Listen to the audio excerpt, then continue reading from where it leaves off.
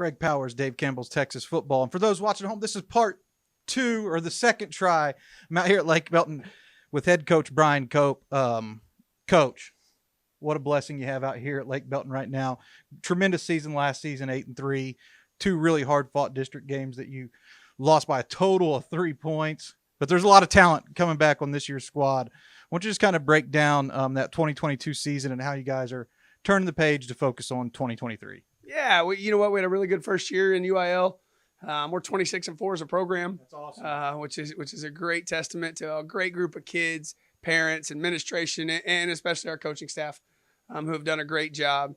We lost 2 near the end of the games, but that happens. We moved forward, man, and our kids are having a great offseason, working really, really hard. And as you saw today, tested on a 400 because sometimes you got to do some things that are tough in this game. Not only tested in 400, maxed out on squat, then tested on 400. So they're getting pushed a little bit here in the springtime.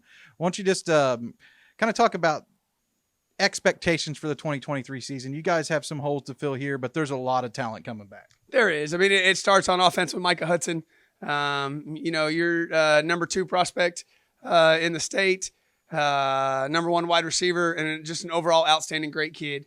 Very, very fortunate to have the opportunity to coach such a talent, but also such a great kid.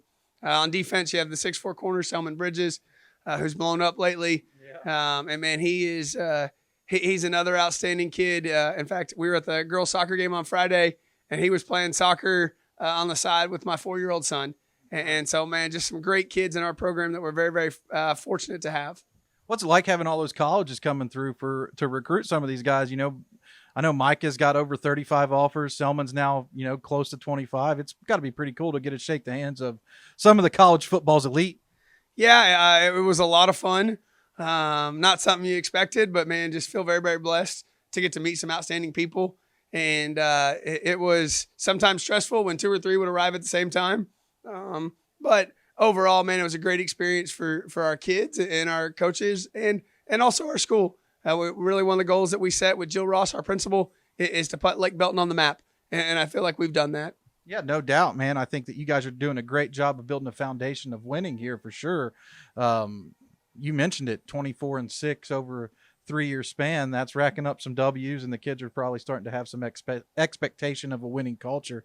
I'm going to ask you some questions specifically about Micah and Selman, but before we do that, I want to talk about some of the guys who people might not know about so much, because last year we sat down and kind of did this interview on Zoom. Things were still kind of shut down, but you tipped me off on Selman, and boy, you hit the nail on the head. So I know you got some young guys coming up. We do. I mean, in the 24 class, we had Garrett Combs, who's a move-in, that just came in. He is 6'3", 260 pounds, squatted 500 today, this morning.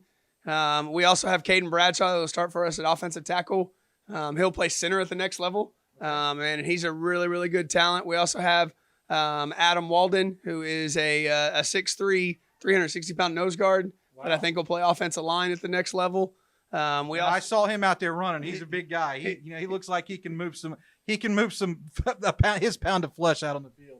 We also have Ty Legg, who had 80 tackles at outside linebacker and also had 20 receptions. So he's a true both sides of the ball guy. But then we also in that 24 class have Isaiah Kuntz, who's a really, really good deep snapper. We have Torrey Mallard, who's going to play corner and a little bit of running back for us. Peanut Brazel wins the all-name team. This will be his 4th year to start at safety for us. John Cole, who's an inside linebacker, to go along with Cameron Hamilton, who's kind of a corner, running back, receiver type kid. So really, really fortunate to have a really good 24 class for this next year. And you always know in 5A, D1, and 6A, man, your senior class has to be really talented to give yourself a chance. And talk about some of the 2025 and 2026 guys you got coming up. I know that there's a very special connection at UMHB for one of those guys. Yeah, Brett Harmon. He's our starting center. His dad is Larry Harmon, their head coach, and had a great season over there as well. Been fortunate that Brett is a 10-game starter for us at center. And the big deal, I mean, that's 5A, D1, 6A football. No doubt. And to be able a sophomore to start there, I think has been really good. We also have a 6'3" kicker in Tommy Stevens. Wow. We have a 6'5" offensive tackle in Caleb Loper. And then we have Josh Mallard, who will play a safety and running back for us, along with Ryan Camacho, will be another running back that plays for us as well. That could be a 20-25 carry tailback. So we've done a great job of making sure that those kids play on both sides of the ball when necessary. to give us some needed depth that you have in 5A and 6A.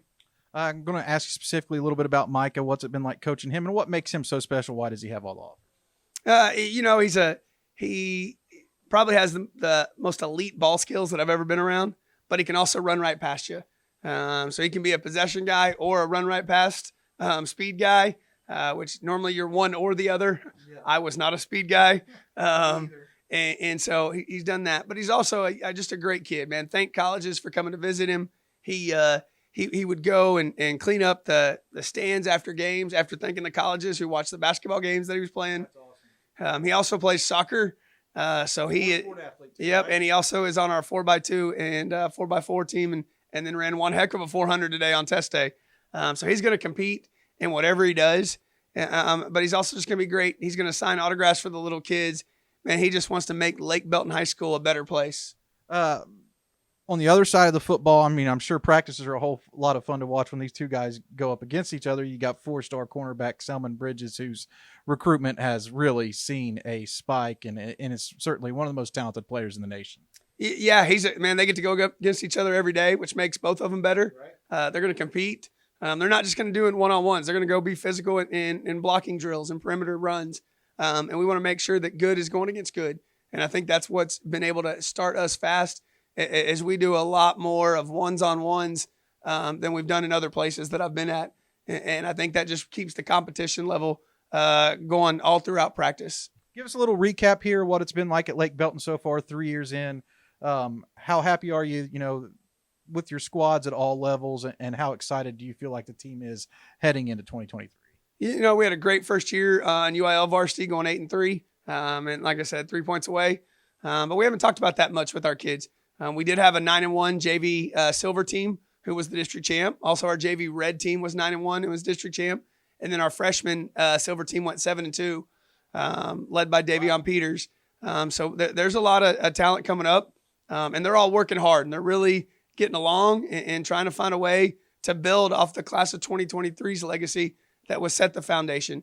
And so it's been a testament to the 23 class, but now we're going to continue to grow. And that 24 class is hungry to lead, and you can see it every single day of offseason so far. Whole lot of winning going on right here, and I know that that's something that's very important as you try to build, like you said, that foundation, a culture of winning here at Lake Belton. Coach, thanks for the time. I want to thank you personally for having me out, and I'm just really excited about the upcoming season and watching some of your talent, as they go through the recruiting process. I'm really excited about this upcoming season too.